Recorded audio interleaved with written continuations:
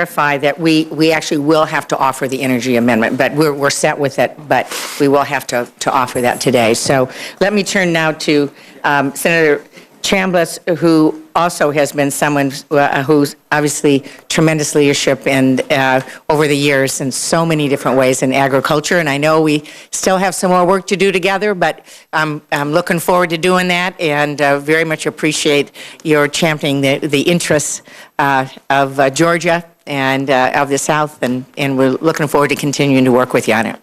Well, thanks very much, Madam Chair, and let me just start out by saying that I thank my friend Senator Conrad for his kind comments. This, as I will state in a minute, is my fourth farm bill, three of which I have had the privilege of working very closely with Senator Conrad. When he was in the Senate and I was in the House, it made no difference. We both had the interest of the American farmer at heart. And your leadership, your commitment to American agriculture is truly going to be missed. We'll miss you in some other ways. Some ways I may not miss you. I'll have to think about that. But seriously, you have been a true champion of American agriculture, and you and I have had the privilege of working on any number of issues together. But we have consistently been strong advocates for agriculture, and I thank you for your leadership and your friendship there. Madam Chair, today we're here in the Ag Committee to once again reauthorize the Farm Bill, and as a former chairman and ranking member of this distinguished committee, I understand how difficult it is to combine all diverse interests into legislation that meets the needs of all members around this table, and this bill before us is no exception. But I do want to say to the chairwoman and the ranking member, you have been diligent, you have worked hard, you have been open, and you have been willing to dialogue. Even when we couldn't agree, you at least would hear our concerns. And this committee continues its stellar reputation, in my opinion, to being the most bipartisan committee in the United States Senate. And under your leadership, I think that has just been strengthened. So to you and the ranking member, who is my dear friend, as he and I have referred over the years, I'm either his shotgun rider or he's my wingman. Thanks to both of you for the great work that you've done. I think we can all agree that the Farm Bill needs to provide an effective safety net that farmers and ranchers can rely on in times of need. Agriculture producers face a combination of challenges such as unpredictable weather, variable input costs, and market volatility that combined determine profit or loss in any given year. The 2008 Farm Bill has been providing a strong safety net program for producers over the last 4 years. And I believe that successive legislation must adhere and honor the same commitment we made 4 years ago to our ranchers and producers. At the same time, I believe the agriculture sector can contribute its fair share to deficit reduction, and the bill before us provides significant savings in mandatory spending programs. However, all sectors of this agricultural bill must contribute its fair share. And the key is to do this in an equitable and fair manner, as we have always done. I participated in the writing of 4 farm bills as a member of Congress, none of which have been easy, and each bill has had its unique challenges and opportunities. Balancing the needs and interests of all agriculture requires patience, fairness, and a willingness to work with all members of this committee. It's very important we recognize the unique differences between the geographical regions and the commodities grown in those regions.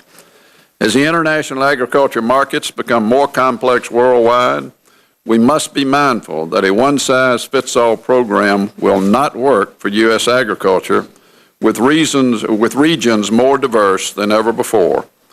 We need to recognize this diversity by providing producers with different options to confront the marketing and regional differences that define our country.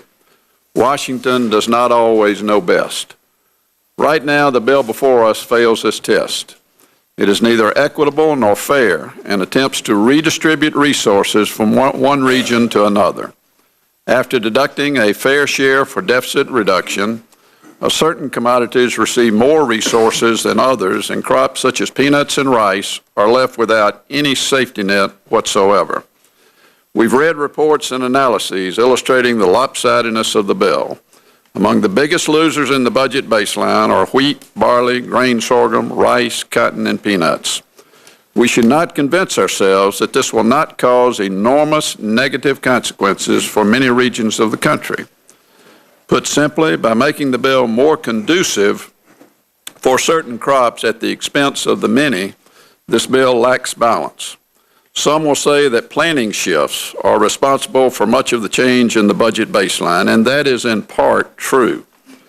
But it does not take away from the injury that would be inflicted on particular regions of the country, nor does it tell the whole story. By squeezing all crops into a program specially designed for one or two crops, this bill will force many growers, particularly in our region, to switch to those crops in order to have an effective safety net. And isn't this the very planning distortion caused by farm policy that we ought to avoid? But there's another very egregious problem with this bill. The safety net will not be there when farmers truly need it. Whether offered as an on-farm or area-wide basis, a narrow 10% band of revenue protection will not help farmers should crop prices collapse. Under this bill, a farmer has an 11% deductible with the next 10% of losses covered. However, many farmers may be totally exposed to a plunge in crop prices that hits the proposed loan rates. These proposed loan rates are set so low that if prices reach that point, the farmer is going to be out of business. And sure, crop insurance can cover the production side of the risk if you can afford to buy higher coverage, but it does not cover consecutive year-to-year low prices. Even the 10% revenue band the bill provides has significant problems, since the revenue guarantee is based on the previous 5 years' price and production, which may not be sufficient to provide an effective safety net. This is wrong, and for this and my concerns over the process that led us here, I'm not likely to support this bill.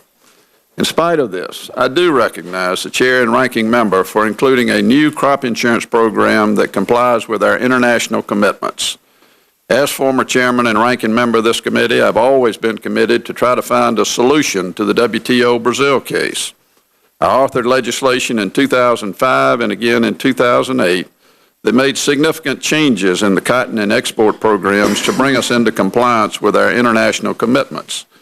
And along with Senator Cochran, we eliminated the Step 2 program, we reformed the cotton marketing loan program, and reduced the cotton countercyclical program unilaterally and in good faith. We find ourselves significantly reforming the cotton safety net with the STAX program. The program in this bill is a significant departure from what is available to other covered commodities and hopefully will resolve the WTO dispute with Brazil once and for all. My hope now is that our Brazilian friends will engage in a real and meaningful way to put this issue behind us. The Farm Bill in front of us attempts to shoehorn all producers into a one-size-fits-all policy. I do not believe this is equitable to my producers. Producer choice is the better course to follow, and I regret the commodity title does not recognize this priority. Let us remember that at the end of the day, the reason we are here is to represent the hardworking men and women who work the land each and every day to provide the highest quality agriculture food and products in the world. I believe we have the opportunity to write a bill that can be equal to their commitment in providing the food, feed, and fiber that allows us to be the greatest nation on earth. But right now, it appears that what this committee lacks is the willingness to do so. But I do look forward to the forthcoming debate, Madam Chairwoman, and thank you very much. Well, thank you very much, Senator Chambliss. And let me just reiterate what we have talked about privately. This is step one of a long process. We're going to continue to work with you to improve and address the concerns that you have. Let me turn to